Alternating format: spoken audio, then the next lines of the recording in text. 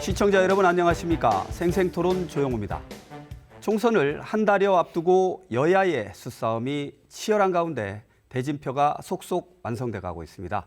이제부터 본격적인 선거운동이 펼쳐질 텐데요. 오늘 생생토론에서는 공천 성적표에 대한 평가와 지역 민심에 영향을 미칠 충청권 현안까지 짚어보겠습니다. 나오신 분들 소개합니다. 전국 시도 지방시대위원회 협의회 육동일 회장 나오셨습니다. 네, 안녕하십니까. 다음은 대전대 글로벌 문화 콘텐츠학과 김종법 교수 자리하셨고요. 네, 안녕하세요.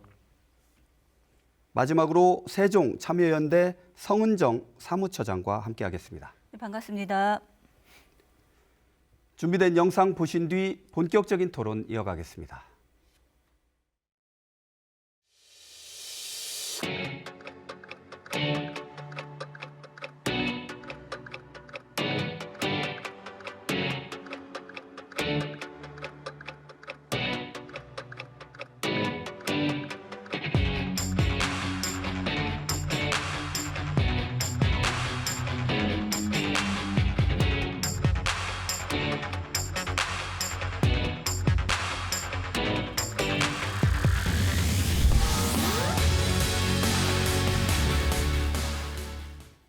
네, 이제 총선이 한 달 정도밖에 남지 않았습니다. 이 여야의 공천 작업이 이제 속속 마무리돼 가고 있는데 이제 여당인 국민의힘은 이제 조용한 듯 하는데 새 인물이 없다. 이런 비판이 이제 나오고 있는 상황이고 민주당의 경우 일명 비명계 찍어내기 논란이 이제 거센 듯한데 이번 총선 과정에 대해서 한번 짚어보겠습니다. 먼저 육동일 교수님 먼저 말문 좀 열어주실까요? 예. 네. 정치나 선거는 이제 그 내용보다도 그 내용을 받아들이는 국민과 유권자의 의식이 중요하다고 봅니다. 네.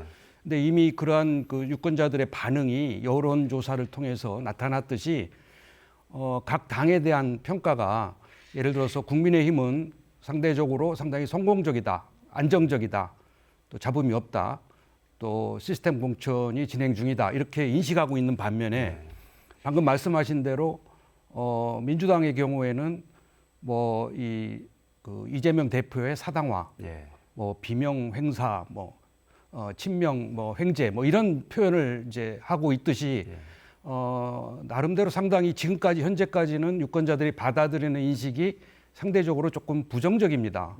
뭐 그런 점에서 이제 차이가 있는데 그 내용을 좀 들여다보면 역시 민주당의 경우에는 아마 이제 친명 체제의 민주당으로 재구축하려는 그렇게 해서 장기적으로는 뭐 당권이나 또는 대권까지 이렇게 계획하는 그런 전략이 읽혀지고요.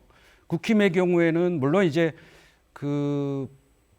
이 선거 이 공천 결과에 대해서 혁신이나 감동이 부족하다 이런 평가도 있습니다만은 순차적으로 현역을 이렇게 나중에 단계적으로 나중에 물갈이를 한다든지 또는 쌍특검에 대한 재표결을 의식해서 그런 부분에 좀 조심스럽게 접근한다든지 이러한 그 과정으로 인해서 현재까지는 물론 이제 국힘이 상당히 긍정적인 평가를 받고 있습니다. 그러나 이제 남은 지역구에 이제 공천이 남아 있고요.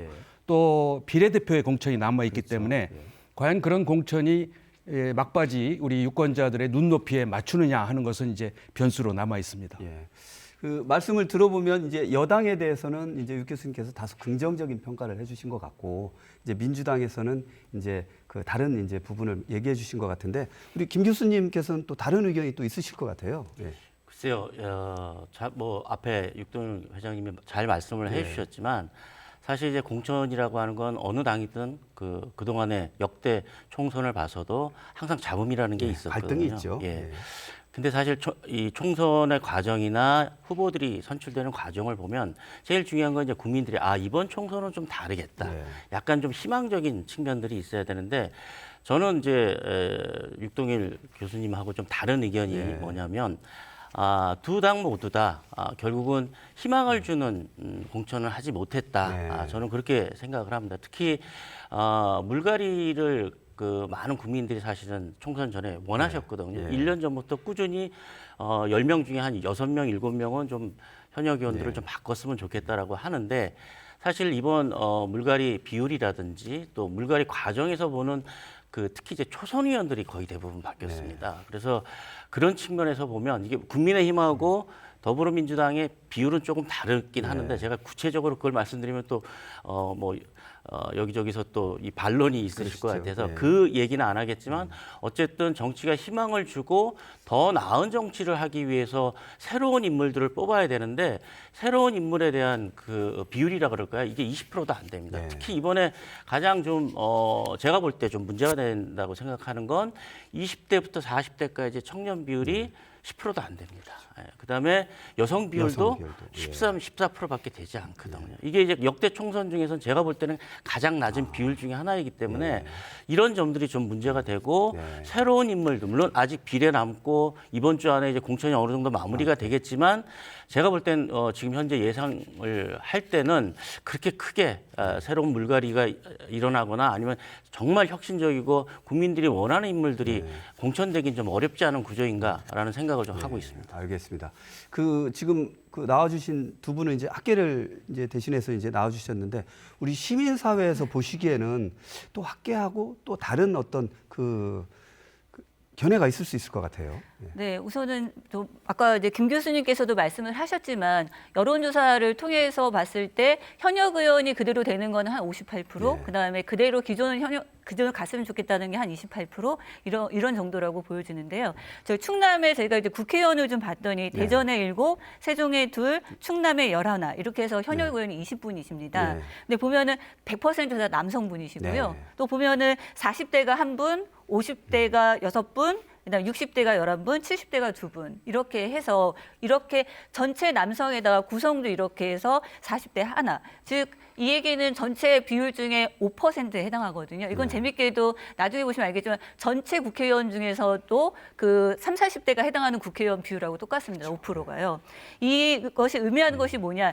21대에서도 여성 의원들이 차지하는 퍼센티지도 20%밖에 되지 않았는데 실은 봤을 때 여성은 반이라고 보고 20, 30대는 30%라고 해서 평균적으로 보여지잖아요. 그랬을 때 과연 시민들이 바라는 것은 당사자인 내의 목소리로 내 문제를 해결해주는 어떤 그런 국회의원들을 바랄 것이다. 분명히 그렇게 보는 거고 이번에 공천은 이제 마무리가 되겠지만은 실제로 국민들이 선택하는 거에 있어서는 아마 그런 것들도 반영되지 않을까 이런 생각을 좀 해봅니다. 예, 알겠습니다.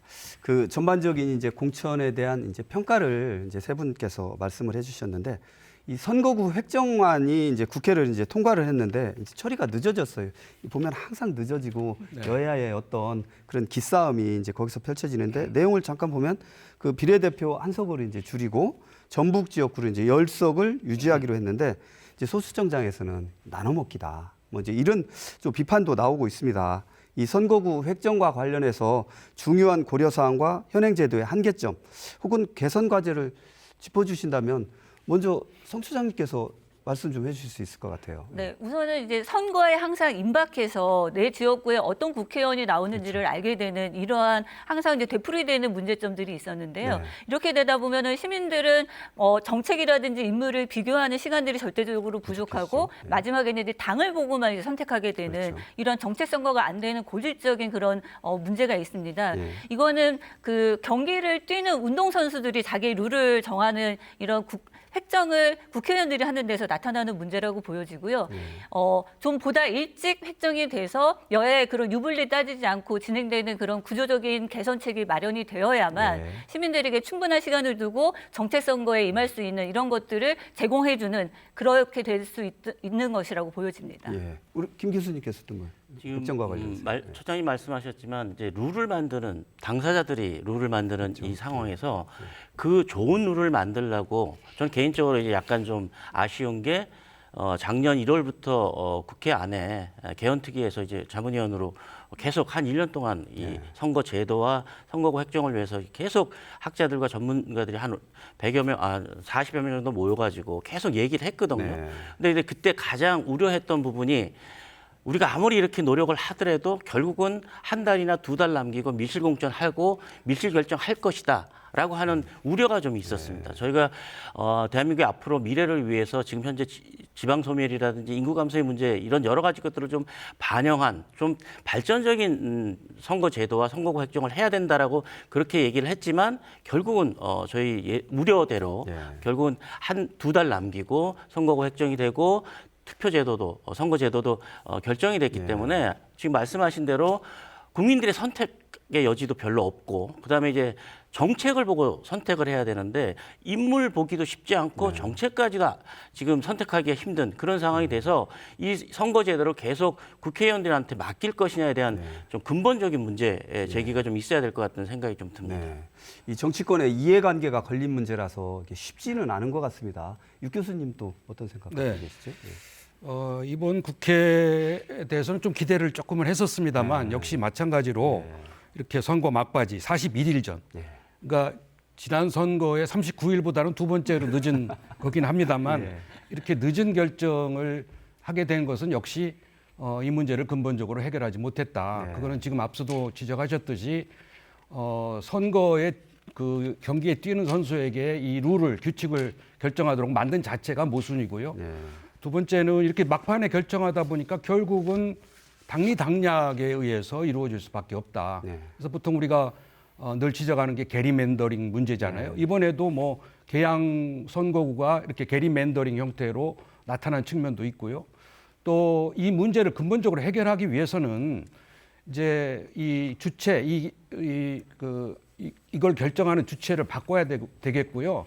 그리고 근본적으로 이를테면은 의원 정수가 300명으로 묶여 있기 때문에 이런 한계를 겪게 되는데 이제 국회의원들의 신뢰를 회복해서 의원 정수 문제를 우리가 다시 한번 다뤄야 되고 그다음에 이제 양원제 문제, 상원과 하원으로 이제 지역 대표성을 보완하는 문제가 이제 고려돼야 되고요. 세 번째는 그 광역별 비례의석 배분이 이루어져야 됩니다. 그렇게 돼야 이 부분에 대한 근본적인 문제 해결이 이루어진다. 그래서 저는 이제 남은 21대 국회가 기간이 얼마 안 남았지만 최소한 이 선거 제도와 선거구의 획정만큼은 21대 선거에서 매듭을 짓고 가는 것이 좋겠다. 이게 이제 또 다음에 넘어가면 또 마찬가지로 되풀이될 수밖에 없습니다. 그런 점에서 21대 국회의 마지막 미션이지 않나 그렇게 생각을 합니다. 알겠습니다. 이제 지역구 공천이 이제 거의 마무리돼 가고 있는 수순인데 이제 앞으로 남은 게 이제 공천 2차전이라고 불리는 이제 비례대표 후보 선정도 속도를 낼 것 같습니다. 이 과정에서 이제 지역구 공천에서 제기된 논란을 이제 잠재울 수 있을지 좀 주목이 되는데 지역 정가에서는 이제 지역 안배 말씀하셨지만 이제 청년 안배, 여성 안배 이 여러 문제가 이제 이 비례대표 후보 선정에서 이제 또 나올 수 있을 것 같아요. 그 지역 정가에서는 지역 안배가 이루어질지도 이제 관심사인데 어떻게 전망하고 계신지 먼저 유 교수님 먼저 말씀해 주시죠. 이번에도 이른바 그 연동형 비례대표제를 채택을 했지 않습니까? 그러다 보니까 아주 이제는 내놓고 꼼수 위성 정당이 만들어졌습니다, 이미. 그래서 이게 결국은 이제 그 위성 정당이 과연 얼마만큼 유권자들에게 어필하느냐 하는 문제인데요. 지난번에 우리 비례대표의 그 득표 비율을 보면 우리 지역, 충청 지역은 비슷했습니다. 세종시가 이제 민주당이 조금 높았고요. 나머지는 물론 국힘이 조금 높았습니다. 전체적으로 보면 아주 크로스한 득표율로 나타났습니다. 그래서 저도 이번에 그 비례대표의 충청권의 인사가 이제 발탁이 되느냐 하는 문제를 관심 있게 지켜보고 있는데 쉽지는 않은 것 같습니다. 여러 가지 폭도 좁고요. 지난 선거에서도 무려 35개의 정당이 비례의석 하나를 받기 위해서 치열한 경쟁을 벌였거든요. 그래서 이번에도 아마 한 30석을 놓고 뭐 각 이제 병렬형 비례대표를 포함해서 이제 위성 정당의 비례대표 그리고 최근에 뭐 조국혁 신당, 뭐 개혁 신당 해가지고 아마 치열한 이제 그 다툼을 할 텐데 정말 비례대표를 지향하는 명분을 살리면서 지역의 대표성이 있는 인물 그리고 아까 지적하셨지만은 여성, 청소년, 전문가들을 얼마만큼 획득할 수 있느냐를 이제 지켜보는데 저는 의석수가 너무 작기 때문에 한 30석을 놓고 경쟁을 해야 되기 때문에 이 부분을 충족시키기는 상당히 어렵다 그렇게 생각을 하고 나아가서 이제 아마 요즘에 이번 선거는 이제 교차 투표, 분할 투표로 아마 이어질 겁니다. 지역구에 투표를 하고 비례대표에 투표를 하는. 그래서 아마 그 민주당도 민주당대로 이제 조금 강렬 진보 세력은 조국 혁신단을 선택한다든지 뭐 이렇게 이제 이루어지기 때문에 좀 더 지켜봐야 이 비례 정당의 우열이 가려질 테고 또 그것이 그 결과가 우리 정치에 어떤 영향을 미칠 것인지는 좀 더 지켜봐야 될 것 같습니다. 알겠습니다. 그 비례대표 위성정당 전망 김 교수님께서는 또 어떻게 전망하시죠? 지금 말씀하셨지만 사실 그 비례대표를 선정을 할 때 후보를 올릴 때 이제 가장 대표되는 게 이제 직업, 그다음에 계급군, 그리고 여성, 청년, 그다음에 지역 이런 것들이 이제 좀 고려가 되거든요. 지금 말씀하셨지만 대전하고 충청권은 지금 유일하게 제가 알고 있기로는 현재까지 알고 있기로는 세성시 의원이시죠. 이소희 의원이신가요? 그 37살이셨던 것 같은데 유일하게 이제 40대가 아닌 여성분이 비례대표 신청을 하셨고 국민의힘이건 또는 더불어민주당이건 대부분의 지역 대표성을 가지신 분들, 이제 지역 도당위원장이라든지 지역에서 오랫동안 활동하시고 지역 당선 가능성이 되게 낮으신 분들이 아마 비례대표를 신청을 하신 것 같고 순번이 어떻게 매겨질지는 모르겠지만 이 말씀하셨지만 30명을 두고 그다음에 비례대표의 의석을 좀 더 늘리라고 지금 국민들은 계속 요구하고 있는데도 불구하고 비례대표 의석을 늘리지도 않고 지금 현재 30석을 두고 수많은 30개가 넘는 정당들이 뛰어들어서 한 석이라도 건지기 위해서 노력을 하고 있는데 지금 지난 21대와 좀 다른 것은 현역 의원들의 탈당들이 이어지면서 현역 의원 정당들이 굉장히 많이 늘어났다라는 거죠. 그래서 이런 평가들, 그러니까 국민들이 봤을 때는 현역 의원들이 탈당을 해서 그 비례대표를 그러면 대체적으로 대안으로 해서 뽑을 것이냐의 그 평가도 굉장히 주목할 만한 특징이 있고 그다음에 이제 조국 혁신당이라든지 제가 이번 21대 선거에서 지난번과 좀 다른 선거 양상이라고 하면 가장 주목해야 될 것은 조국 혁신당이 되지 않을까. 그다음에 이낙연 대표 전 총리가 나와서 지금 이제 그 민주연대라 그러죠. 새로운 미래와 서른 의원과 홍영표 의원이 결합된 이 정당들이 과연 어느 정도 평가를 받을 것이냐. 이게 왜 중요하냐면 다음에 정당 구조와 대선 구도에도 맞물려 있기 때문에 그런 측면에서 좀 눈여겨볼 만한 그러니까 득표율과 관련해서 눈여겨볼 만한 흥미로운 점들은 좀 있다. 그렇게 평가할 수 있겠습니다. 알겠습니다. 이 시민사회에서 보시기에 이 비례 대표 선출 중요하잖아요. 소수 정당, 그다음에 청년, 여성, 전문가 집단이 이제 정치로 진출할 수 있는 이제 계기를 마련해야 될 텐데 어떻게 보세요, 이런 비례대표 위성 정당? 우선은 이제 연동형 비례대표제가 지금처럼 이렇게 누더기가 될 줄은 저희도 이제 꿈에도 몰랐습니다. 근데 딱 20년 전이죠. 17대 총선 때 이렇게 제도의 변화가 있었는데요. 정당 명부제라고 하는 것이 총선에 처음으로 도입이 되면서 지지하는 정당에 의해서 이제 비례의원이 이제 선출되는 그래서 그 당시에 이제 민주노동당 의원들이 대거 원내로 이제 들어오게 되는 상황들이 있었습니다. 그때 이제 얘기됐던 게 노회찬 의원이었고 썩은 삼겹살 불판 이런 얘기가 그때 나왔던 이야기입니다. 그 민주노동당 분들이 나오면서 얘기가 됐던 그 이슈들이 뭐였냐면 무상교육. 지금 너무 흔하고 너무 당연하다고 생각하는 무상교육, 무상급식, 그리고 상가 임대차 보호법, 그리고 아동수당 이런 내용들을 가지고 이슈를 가지고 의제를 가지고 비례대표들이 비례의원으로 나왔었습니다.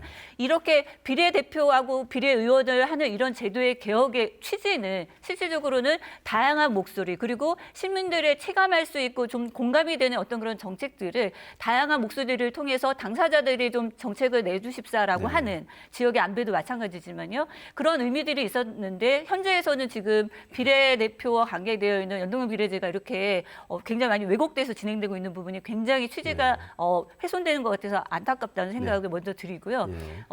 지금 비례대표로 이제 그 나오시려고 하시는 분이나 정당에서도 마찬가지로 정책 부분에서만큼은 제발 17대 총선에서 있었던 그런 훌륭한 시민들이 체감할 수 있는 그런 의제들을 정책들을 가지고 좀 제발 나와주셨으면 하는 바람이 있습니다. 예, 알겠습니다. 덧붙여서 저는요.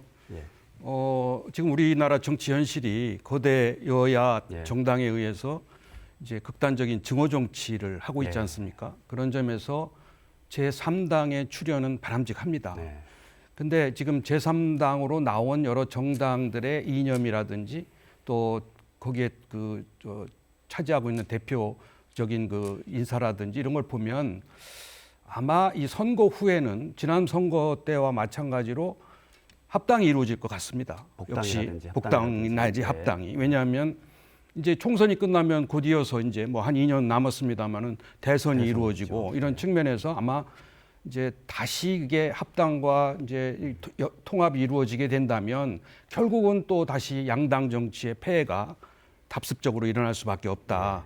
그런 점에서 우리 국민이나 유권자들이 좀 안타깝게 보고 있고 또 이번 그 제3당의 출연을 보면서 국민들이 지금 대혼돈에 빠져 있어요. 이를테면은 법을 위반한 실형을 받은 사람도 정당의 대표가 되고 선거에 나서고, 그러니까 법과 정치의 충돌, 모순, 또 뭐 공정과 정의의 가치에 대한 혼돈, 이런 것들이 막 뒤죽박죽되면서 우리 정치의 앞날도 좀 걱정이 되고 우리 유권자들도 이번 선거에서 선택하기가 대단히 어려워지지 않았나 예. 이런 생각도 갖게 됐습니다. 알겠습니다. 제가 예. 저 육동일 저 교수님 말에 예. 뭐 충분히 어느 정도 충분히 공감은 하지만 약간 좀 다른 의견을 갖고 있는 건 뭐냐면 예. 결국은 유권자들의 선택의 몫이거든요. 그렇죠. 이 어떤 사람이 어떻게 나왔느냐에 대한 부분은 사실은 누가 나오라 말하라 할 수 있는 부분은 아닌 것 같고요. 예. 이분들이 이제 어쨌든 정치적 선택에 대한 그 국민들의 선택을 받겠다라고 나온 것은 유권자들의 몫이기 때문에 유권자들이 아마 현명하게 판단을 하실 거라고 생각하고, 저는 개인적으로 이분들이 뭐 의석수를 얼마나 얻을지는 모르겠지만 총선 이후에 합당을 하리라고는 생각하지 않습니다. 이게 지향점들이 너무나 다르고 그다음에 이 비례대표의 취지도 그런 거거든요. 다양한 계층과 다양한 목소리를 내고 정책도 좀 더 다양하게 하라는 측면이 있는데 제가 볼 때는 어쨌든 이 비례 정당들의 거의 대부분의 그 목소리는 물론 정치적 정쟁이나 또 지향점들 그 목적들은 비슷하긴 하지만 적어도 정책이나 내용 면에서는 합당을 하기에는 조금 어렵지 않을까라는 생각이 좀 듭니다. 다당구도로 갈 가능성이 더 많다. 저는 그렇게 생각합니다. 네, 알겠습니다. 그 지역구 공천과 이제 비례대표 정당 문제까지 살펴봤는데요. 이제부터는 좀 총선의 어떤 현안 사항이랄까 정책적인 문제를 한번 짚어보겠습니다. 이 충청은 역대 선거에서 뭐 민심의 바로미터다, 뭐 캐스팅 보트 역할을 한다. 그래서 여야 대표들도 충청에 많이 공을 들이는 그런 상황이에요. 뭐 많이들 찾아도 오시고 이제 공약을 많이 펼치시고 계신데 그 각 당의 총선 전략을 바탕으로 올해 그 충청 민심에 한번 그 향배를 한번 예측을 한번 해보겠습니다. 유 교수님 먼저 예. 어떻게 전망하고 계세요? 예. 그 이번 선거에 역시 캐스팅 보트는 네. 수도권하고 충청입니다. 예. 지난 선거에서 수도권이 121석 중에 국민의힘 그때는 통합당이죠. 예. 18석을 받았습니다. 예. 또 민주당이 103석을 받았고요. 민주당 입장에서는 압승을 했죠. 그렇죠. 그리고 충청권도 28석 중에 20석이 민주당이 차지를 했거든요. 그런데 이제 이번에는 이제 수도권이 122석이 됐고 역시 충청권은 똑같이 28석. 예. 그러니까 딱 150석이에요. 절반입니다. 네. 근데 지난 선거에서 충청권이 받은 의석이 그러니까 충청권이 받은 의석 중에 이번에 절반만 받는다면 수도권과 충청권의 절반만 받는다면은 이게 152석이 됩니다. 네. 그렇기 때문에 과반을 넘는 게 되죠. 그렇죠. 예. 그러니까 물론 PK나 호남의 경우에는 어느 정도 큰 편차 없이 나타날 겁니다. 예. 그런 점에서 여야가 같이 공을 들이고 있는 부분이 수도권하고 충청권이에요. 예. 근데 다 아시겠지만은 선거라고 하면은 보통 인물, 구도, 공약 이걸 가지고 이제 결정한다는 건데 최근에는 이 공약 부분에 대한 신뢰가 유권자들에게 많이 이제 무너졌습니다. 네. 뭐 공약이 재탕, 뭐 또 지켜지지 않는 거, 또 재원 조달의 문제가 고려되지 않는 거. 근데 저는 공약을 논의할 때 좀 고려해야 될 게 하나가 있는 게 뭐냐면 공약과 정책은 다르다. 예. 공약은 물론 이제 선거나 후보자가 후보나 정당이 유권자들에게 내놓는 그런 약속이 되겠지만 그것이 그대로 정착화돼서는 안 된다. 공약이 발전해서 정책이 되려면은 반드시 겪어야 할 과정이 있습니다. 네. 이를테면 재원 조달의 문제를 잘 따져봐야 되고요. 또 이 공약이 과연 지역이나 국민들의 공감대 형성을 이루었느냐 하는 절차도 거쳐야 됩니다. 그리고 또 역시 마찬가지로 기존의 정책과 충돌하지 않는 문제도 따져봐야 되거든요. 그런 점에서 저는 막 쏟아져 내놓는 공약을 그대로 다 정책으로 발전할 것이라고 기대하는 거는 조금 우리가 그런 환상을 버려야 되고요. 다만 이제 그런 점에서 비추어 볼 때 우리 충청권에 내놓는 공약들을 보면 굉장히 현안으로 볼 때 우리가 해야 할 과제들이 많습니다. 우선 공통적으로 해야 될 문제가 충청권은 메가시티를 공통적으로 하려고 하죠. 그래서 메가시티를 성공적으로 조성하는 데 필요한 노력을 같이 기울여야 되고요. 그다음에 여야가 같이 내놓고 있는 광역 교통망 문제, 충청권을 같이 연결하는 CTX를 포함해서 뭐 고속도로라든지 이런 순환도로라든지 이런 광역 교통망 문제를 같이 해결해야 되고요. 또 뿐만 아니라 지금 우리 2027 하계 유니버시아대를 개최해야 되는 입장에서 충청권이 공동 개최를 성공적으로 해야 되는 준비 문제도 같이 다뤄야 되고요. 또 각 대전, 충남, 세종북마다 이 첨단 클러스터를 다 구상하고 있습니다. 거기에 이제 막대한 예산이 들어가기 때문에 과연 정부에서 이걸 얼마나 해줄 수 있는가를 정당을 통해서 이제 이거를 해결해야 되는 그런 뭐 여러 가지 저는 우선 일단 충청권이 각 다른 지역 과제는 있지만은 충청권의 메가 공통적인 과제를 먼저 설정해서 같이 노력하는 그러한 과제가 먼저 설정될 필요가 있다. 이렇게 강조하고 싶습니다. 고맙습니다. 덧붙여서 이제 육 교수님이 말씀하신 그런 공약 부분을 저희도 이제 치중해서 보는데요. 얼마 전에 이제 기사에도 나왔는데 그 초등학교 예비 소집일에 아이가 하나도 들어오지 않은 학교가 100여 곳이 넘고요. 거기에 저희 지역도 마찬가지로 해당이 됩니다. 그랬을 때 그 충청권이 각자 도생할 것이냐 아니면 서로 공생할 것이냐 말씀하셨지만 메가시티라고 하는 것을 어떻게 구성해 낼 것이냐라고 하는 부분들이 가장 큰데 근데도 불구하고 지금 현재 그 정책적으로 아직까지도 충청권에 있으면서도 눈의 시야가 서울로 가고 있고 메가서울로 가고 있는 이러한 정책들을 내세우고 있는 그러한 정치인들이 꽤 많이 있습니다. 이런 분들은 아마 이제 지금 충청도 뭐 대전도 그렇고 세종도 그렇고 충남도 그렇지만은 동지역만이 아니라 새로 해서 이제 농촌이라 이렇게 같이 되는 경우들이 지역구로 획정되는 경우들이 많이 있기 때문에 한쪽에서만 쏠림으로 되진 않고 어느 곳이든 다 인구의 소멸이라고 하는 지역의 소멸이라고 하는 문제가 크게 다가오고 있는 그런 현상이기 때문에 눈을 수도권으로 돌려서 지역에 있지만 눈을 수도권으로 돌리는 그런 정치인에게서 어떻게 지역을 살리는 그런 정책이 나올 수가 있겠습니까? 그런 부분에서는 이번 총선에서는 반드시 심판받아야 된다고 생각을 하고요. 그런 충청권에서는 지역을 서로 공생할 수 있는 이런 정책들을 내세우는 그런 정치인들이 아마도 시민들의 선택을 받지 않을까 싶습니다. 김 교수님께서는 어떻게 충청권 민심의 향배 어떻게 전망하고 계세요? 네, 저는 이제 개인적으로 좀 우려되는 부분이 지금 이제 대전시도 그렇고 충남도도 그렇고 세종시도 그 공약들을 내보인 대부분의 공약들은 대선급 공약이라는 거죠. 대선에서나 할 수 있는 공약, 그다음에 이제 사회 간접 자본의 투자. 지금 처장님 말씀하셨지만 사실 시민들이나 도민들은 사실 별 관심 없으실 거예요. 왜냐?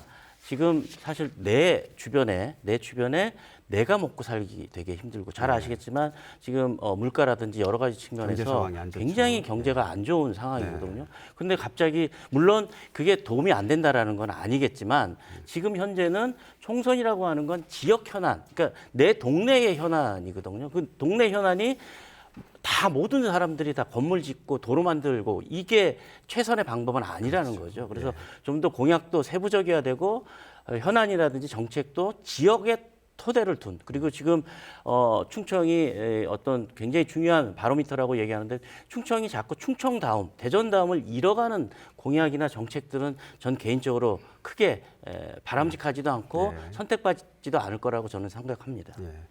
내 삶에 직접적인 영향을 미치는 그런 공약 발굴과 정책 실현이 참 중요할 것 같습니다. 이제 그 지역별로 한번 세분화해 보겠습니다.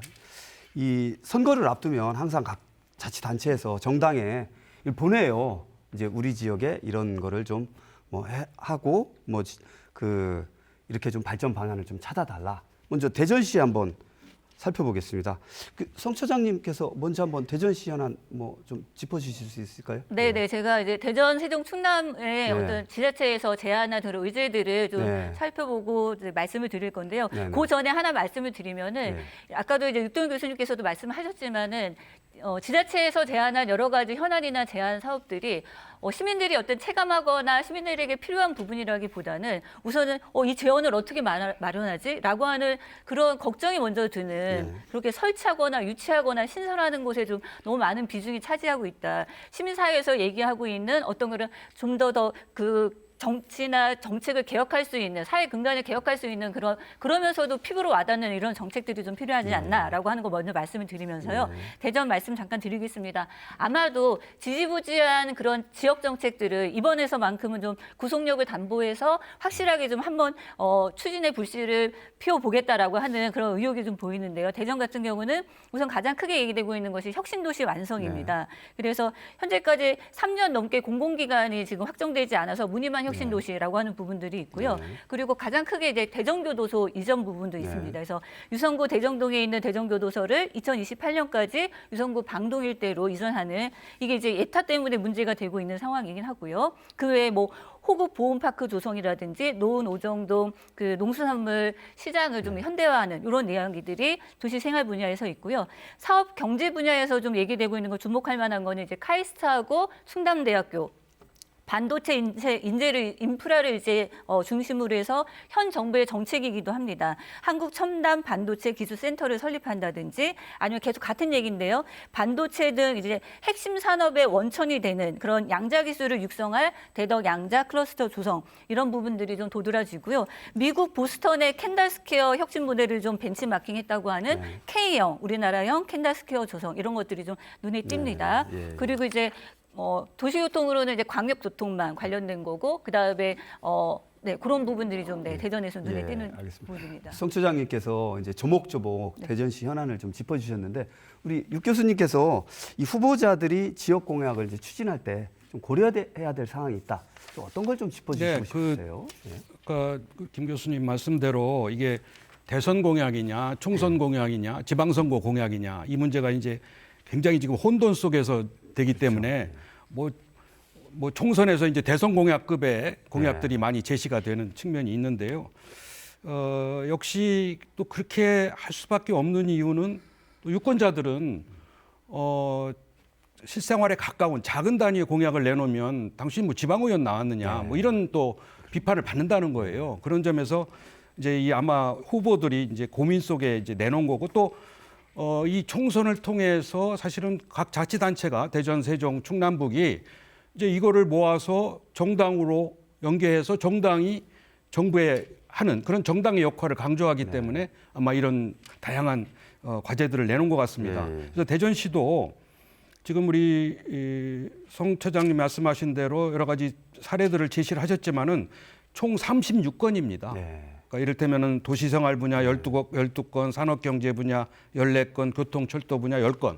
가지고 도합 36건인데 이걸 다 하려면 사업비가 26조 4천억 원이 드는 거예요. 그러니까 이거를 뭐 한꺼번에 다 한다는 것도 불가능할 뿐만 아니라 저는 이 사업의 이른바 우선순위 그리고 이게 뭐 대통령 임기 내에 다 될 수도 없고 국회의원 임기 내에 될 수도 없습니다. 그렇기 때문에 단중 장기적으로 이거를 틀을 짜야 된다.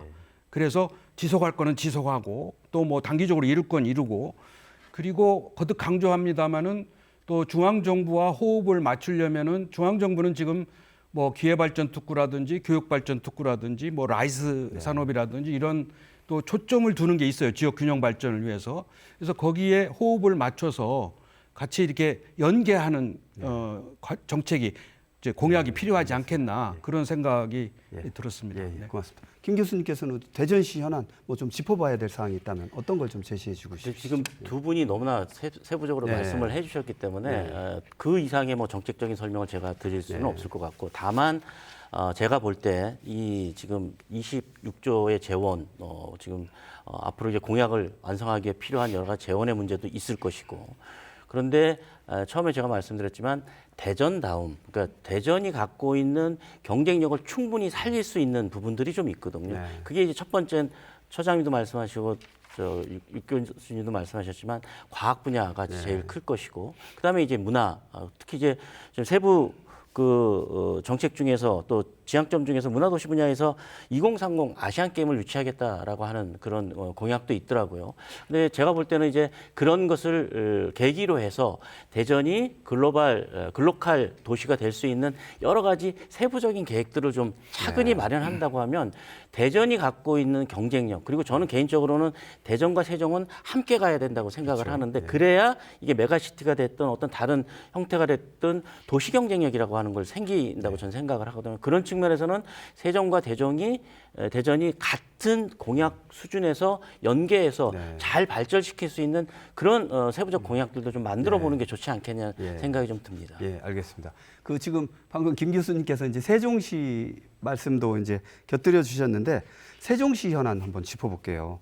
이제 세종시는 아무래도 이제 행정수도 완성 이게 가장 큰 현안이 될 것 같아요. 이제 그 제안된 사항 먼저 성 처장님께서 지역사회가 또 세종시에서 또 이렇게 하시니까 좀 정리 좀 한번 해주시죠. 예. 네, 말씀하신 대로 우선은 가장 큰 게 이제 행정수도 아직까지 이제 완성과 관계되어 있어서 제도적으로 이제 기반을 마련하는 것이 큰 축이 하나 있고요. 그 다음에 행정수도에 맞는 인프라를 구축하는 이 부분이 또 한 축으로 있을 것 같습니다. 그리고 나머지는 이제 자족 기능을 확충하는 부분인데요.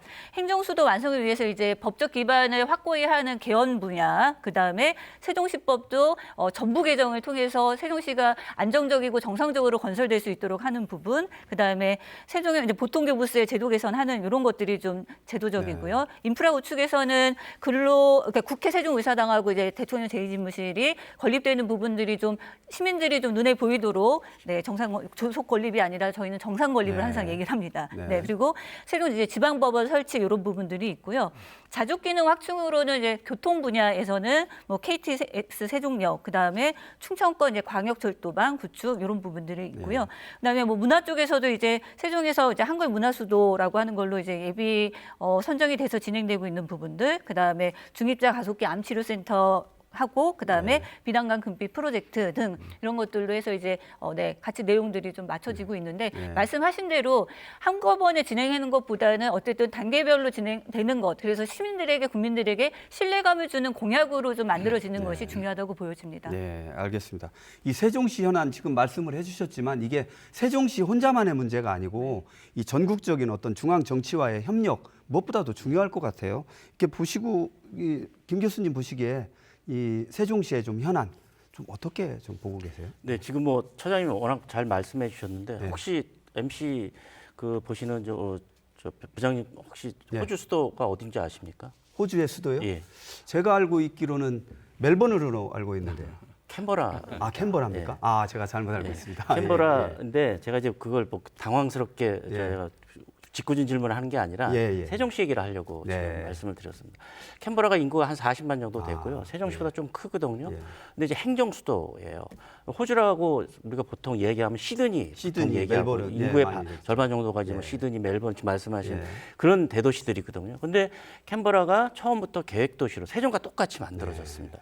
근데 행정 수도가 완성이 돼 있고 굉장히 그 삶의 만족도도 높은, 물론 물가는 조금 비싸긴 하지만 굉장히 만족도가 높다라는 거죠. 그런 면에서 이번 총선이 모든 대전 충청권의 모든 그 국회의원들뿐이 아니라 중앙정부까지 합쳐서 이제 행정수도의 완성이라고 하는 걸 토대를 좀 만들었으면 전 개인적으로 좀 바라는 부분이 있습니다. 제가 대전대에 있기는 하지만 세종시가 되게 중요하고 대전 입장에서도 세종이 잘 구축이 돼야 대전에서 새로운 소프트웨어 산업이라든지 인쇄업이라든지 뭐 여러 가지 것들을 함께 할 수 있는 것들이 있거든요. 그런 면에서 이번 총선은 행정수도의 완성을 위한 총선이 됐으면 좋겠다. 그런 생각이 좀 듭니다. 예, 알겠습니다. 예, 교수님. 그러니까 세종시는 지금 뭐 제시하셨지만은 이게 새로운 과제 공약들이 아닙니다. 네. 세종시가 할 일은 또 국회의원들이 할 일은 약속을 지키는 거예요. 네. 여야를 떠나서. 그런데 뭐 이구동성으로 약속을 지킨다고 해놓고서는 뭐 당리당략적인 문제가 생기면은 이게 달라지거든요. 또 선거에 임박하면은 또 달라지고. 그래서 세종시가 제2의 수도, 행정 중심 도시가 돼야 되는데 정치의 도시, 정략의 도시로 변질이 되고 있단 말이에요. 그러니까 이 문제를 뭐 우리가 뭐 어떤 과제를 발굴하지 못했기 때문에 이게 수도로 가지 않는 게 아니라 약속을 안 지키는 데 문제가 있기 때문에 저는 이번에 나서는 후보들은 절대로 약속을 지킨다는 그러한 여야를 떠나서 그런 것이 필요하다고 보고요. 뭐니 해도 세종시는 대한민국 지역 균형 발전의 거점 도시로서 역할을 해야 되고요. 또 미래 행정 수도로 발전해야 되고 그다음에 젊은 도시이기 때문에 미래 인재 양성의 도시로 가야 됩니다. 그렇기 때문에 교육의 문제, 그리고 인재 양성의 문제, 뭐 돌봄의 문제 이런 거에 치중을 해서 아까 말씀하신 대로 수도다운, 세종시다운 그러한 도시로 발전할 수 있는 그러한 정책이 개발이 되고 완성이 돼야 됩니다. 네, 알겠습니다. 우리 대전 세종과 함께 또 충남도 역시 중요한 지역이잖아요. 그 충남도도 이제 지역 현안을 발굴해서 정치권에 이제 제시를 했는데 마지막으로 성천장님께서 한번 정리 좀 한번 해주시죠. 네, 말씀드리겠습니다. 충남은 우선 국회의원 수도 많은 것처럼 굉장히 현안 과제들이 120가지 정도로 해서 나왔는데요. 많네요. 네, 그걸 다 말씀드리기는 어렵고 제가 몇 가지 추격해서 우선 말씀을 드리면 충남 국립의대 신설이 있고요. 그다음에 도로, 철도, 국가계획 조기 수립 이런 부분도 있고 아산 신항 개발도 문제가 뭐 크다고 보여집니다. 그다음에 아무래도 충남 쪽에 국방 관련된 것들이 관심이 많다 보니 국방 관련 기관을 충남으로 이전하는 문제, 국군 의무사관학교 설치하는 부분, 그리고 천안 경부철도를 지화하는 문제, 충남 경제 자유구역 지정되는 부분들, 그다음에 성완, 평택, 상수원 보호구역을 해제하는 것, 그다음에 베이밸리 메가시티를 조성하는 데 특별법으로 제정하는 것 등이 지역까지로 해서 많이 제안이 되고 있었습니다. 네, 지역이 다른데도 불구하고 대전하고 충남 쪽 이 과제 좀 꼼꼼하게 정리를 잘 해주셨어요. 네네. 예, 감사합니다. 네. 우리 육 교수님께서는 또 어떻게 보세요? 네. 충남도. 충남의 저는 늘 강조합니다만 충남의 가장 큰 문제는 충남 북부와 남부의 격차 문제입니다. 그래서 지금 뭐 이런 과제들을 수행했을 때 오히려 이 남북 간의 격차가 더 심화되지 않을까 그런 우려를 하고 있고 또 그런 점에서 빚어진 최근의 이슈가 대전 금산의 통합 문제이지 않습니까? 그래서 이 문제도 원만히 각 뭐 후보들도 아마 이거를 내놓은 공약도 그 후보도 있고 그럴 겁니다. 공약으로. 그래서 이 문제를 어떻게 충남과 대전이 잘 토론 상의를 해서 어떻게 합의를 이루어내느냐 하는 문제도 숙제고요. 또 충남은 또 뭐니 해도 농업도입니다. 그렇기 때문에 첨단 농업 또 농민들의 정주 여건 개선, 또 뭐 청년 농업인의 양성 이런 것도 꿈꾸고 있기 때문에 여기에 대한 좀 디테일한 공약을 통한 정책을 만들어줘야 될 테고요.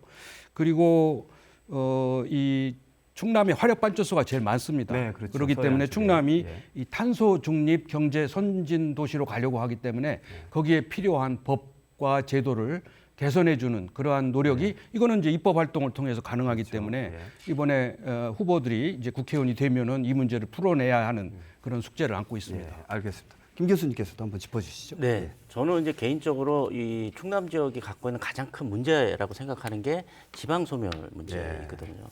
거의 대부분의 군이 지방 소멸 위험 지수 이게 뭐 객관적인 수치를 가지고 단순히 평가하기는 좀 어렵지만 어쨌든 수치나 지표를 보면 충남이 대다수의 시군이 소멸지수에 굉장히 상위권에 들어있다라는 거죠. 경북과 함께. 이제 그런 측면에서 보면 이 문제를 어떻게 풀 것이냐가 되게 중요하거든요. 그래서 지금 말씀하셨지만 지역에서 의료 시설을 확충하고 지역의 인재를 양성하고 실제로는 이제 지역은행이라고 보통 얘기합니다. 지역은행도 사실은 저는 개인적으로는 이게 있어야 된다고 보거든요. 충남은행이 됐던 대전은행이 됐던 아니면 세종은행이 됐던 지역 단위의 은행이 있어야지 경제적 자립이나 자활을 하는데 중앙정부의 눈치나 이런 걸 보지 않고 할 수 있는 부분들이 있다라는 거죠. 그런 측면에서 보면 이번 충남의 많은 도시나 농촌과 관련된 공약들이 많지만 도시와 농촌의 격차를 줄이는 방식으로 정책이나 공약이 좀 발전이 되고 그러면서 지방 소멸을 조금 더 완화시키고 잘 아시겠지만 충남은 호수들도 많고 그다음에 인위적으로 조성이 되긴 하지만 굉장히 아름다운 자연경관들이 좀 있거든요. 모든 국민들이 봄과 가을 되면 찾는 곳도 굉장히 호수들도 많기 때문에 그런 측면에서 자원을 잘 활용해서 충남의 자생력과 경쟁력을 높일 수 있는 그런 정책들이 좀 촘촘히 연계가 됐으면 좋겠다라는 생각이 좀 듭니다. 네, 알겠습니다. 잠깐 좀 속도감 있게 제3지대 얘기 한번 해볼게요. 제3지대가 바람을 일으킬 수 있을지 좀 짧게 유 교수님 한번 짚어주실 수 있을까요? 네. 글쎄요. 이번에는 아마도 이 거대 양당에 실망한 유권자들이 많고 네. 또 중도층들이 있기 때문에 아마 제3시대에 대한 기대감이 상당히 높을 네. 겁니다. 근데 지금까지는 별로 그렇게 관심을 안 뒀지만 아마 지금부터 비례대표의 선정을 어떻게 하느냐, 네. 또 각 정당의 캠페인을 어떻게 벌이느냐에 따라서 아마 제3지대 정당에 대해서 상당히 높은 관심도를 가지고 분할 투표, 교차 투표를 할 겁니다. 그런 점에서 우리 대한민국의 새로운 정치 지형으로 만들어지지 않을까 이렇게 알겠습니다. 기대합니다. 김 교수님 어떻게 짚고 그러니까 제가 정치학을 하기 때문에 네. 제 입장에서는 가장 지금 현재 여론조사의 결과도 중요하지만 여론조사 상의 수치를 보면 조국 혁신당이 가장 이제 흥미로운 거죠. 네.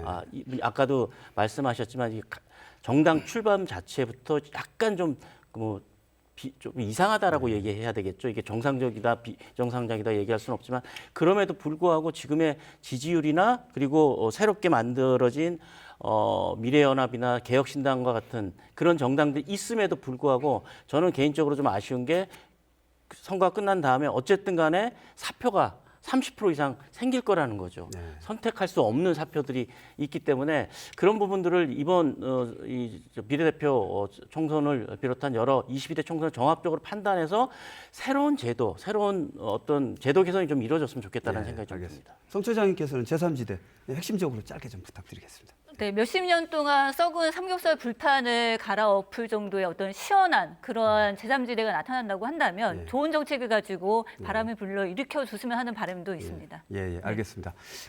지금 우리 거의 토론이 마무리 단계인데 진짜 일꾼을 찾으려면 이제 좀 기대, 당부 말씀 좀 있을 것 같아요. 예, 유 교수님 한 30초 정도 짧게 좀 부탁드리겠습니다. 예, 우리 유권자들, 우리 국민들은 정치에 대해서 굉장히 불신, 냉소주의에 빠져 있습니다. 그런데 유명한 정치학자들이 이런 얘기를 해요. 정치를 경멸하는 국민은 경멸받는 정치밖에 소유할 수 없다.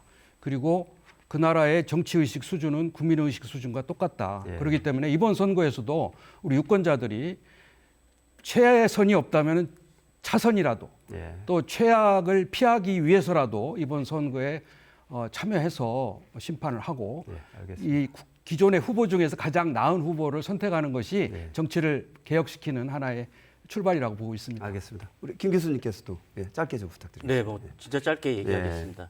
내 삶을 바꾸는 선택. 이게 저는 이번 22대 총선의 가장 중요한 시대 정신이 아닐까라고 생각합니다. 예. 성 처장님께서도 마지막 당부 말씀 좀 부탁드리겠습니다. 네, 저희는 유권자라고 하지 않고 주권자라는 표현을 씁니다. 네. 자신의 권리를 표현할 수 있는 가장 가까운 곳에 있는 기회인 만큼 선거와 이런 데서 명확하고 정확하게 투표해 주시기를 바랍니다. 예, 알겠습니다. 감사합니다. 이제 토론을 마무리하겠습니다. 앞으로 대전과 세종, 충남 20개 선거구에서 유세전이 벌어질 텐데요. 총선을 계기로 지역 현안이 관심받고 해결 동력을 마련하는 계기가 만들어지길 바라겠습니다. 생생토론 여기서 마치겠습니다. 준비한 세 분 수고하셨고요. 시청자 여러분 감사합니다.